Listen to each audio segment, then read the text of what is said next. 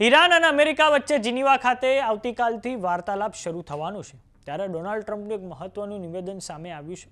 ટ્રમ્પે આ નિવેદન state of the union speech દરમિયાન આપ્યું છે. ટ્રમ્પ દ્વારા ઈરાનને સ્પષ્ટ શબ્દોમાં હવે ચેતવણી આપવામાં આવી છે. જીનીવા ખાતે વાર્તાલાપમાં અમેરિકા તરફથી સ્ટીવ વિટકોફ અને જેરાર્ડ કુશનર જોડાશે અને ઓમાન આ વાર્તાલાપમાં મધ્યસ્થી કરાવશે. તો બીજી તરફ ઈરાન દ્વારા તેની મિસાઇલોનું શક્તિ પ્રદર્શન હજુ પણ ચાલુ જ છે.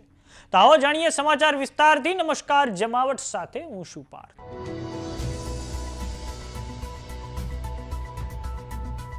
અમેરિકાના પ્રમુખ ડોનાલ્ડ ટ્રમ્પ દ્વારા state of the union speech આપવામાં આવી છે, જેમાં તેમણે અમેરિકાના અર્થતંત્ર, ક્રાઇમ, ઇમિગ્રેશન સાથે જ અનેક મુદ્દાઓને લઈને વાત કરી છે.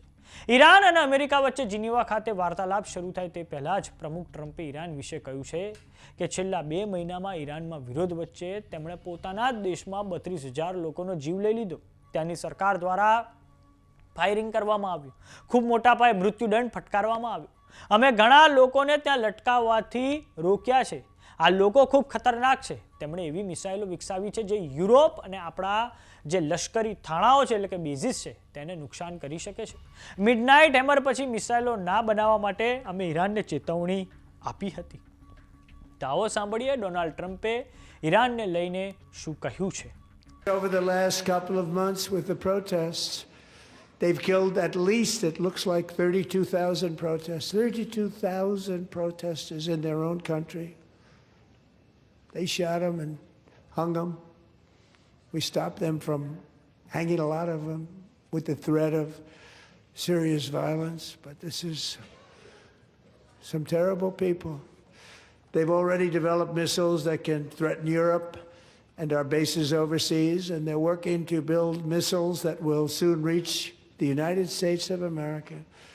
After Midnight Hammer, they were warned to make no future attempts to rebuild their weapons program, and in particular, nuclear weapons. Yet they continue starting it all over. We wiped it out and they want to start all over again, and are at this moment again pursuing their sinister ambitions. We are in negotiations with them. They want to make a deal, but we haven't heard those secret words. We will never have a nuclear weapon.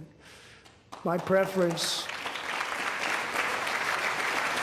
તો બીજી તરફ વાત કરીએ ઈરાનની, તો Iran દ્વારા તેનું જે missile છે તેનું શક્તિ પ્રદર્શન સ્ટ્રેટ ઓફ હોર્મુઝમાં ચાલુ જ છે અને ઈરાનનો પ્રયાસ છે કે જો અમેરિકા તેના પર લશ્કરી કાર્યવાહી કરશે તો તે ખૂબ મોટા પાયે પ્રાદેશિક સ્તરે યુદ્ધ છેડી દેશે અને આમાં ઈરાનનો સાથ જે યમનના હુથી બળવાખોરો છે તે આપશે અને સાથે જ જે લેબનોનના જે હિઝબુલ્લા છે તે પણ તે ઈરાનનો સાથ આપશે.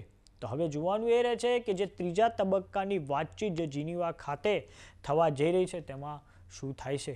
તો બીજી તરફ ડોનાલ્ડ ટ્રમ્પે તો સ્પષ્ટ કહી દીધું છે કે જો આ વાર્તાલાપ કેન્સલ થયો એટલે કે જો ઈરાને તેનો પરમાણુ હથિયારો મેળવવાની ભૂખ ના છોડી તો સીધું આક્રમણ કરવામાં આવશે અને છેલ્લા 2 દાયકાનું સૌથી મોટા પાયે લશ્કરી જમાવડો એ મિડલ ઇસ્ટમાં અમેરિકા દ્વારા કરી દેવામાં આવ્યો છે. માટે કોઈ પણ ઘડીએ હવે ઈરાન પર આક્રમણ થાય તેવી સંભાવના પૂરેપૂરી છે, જેના કારણે આવતીકાલે એટલે કે ગુરુવારે જીનીવામાં સમગ્ર વિશ્વની નજર છે. તો સમાચારોમાં અત્યારે બસ આટલું. જોતા રહો જમાવટ.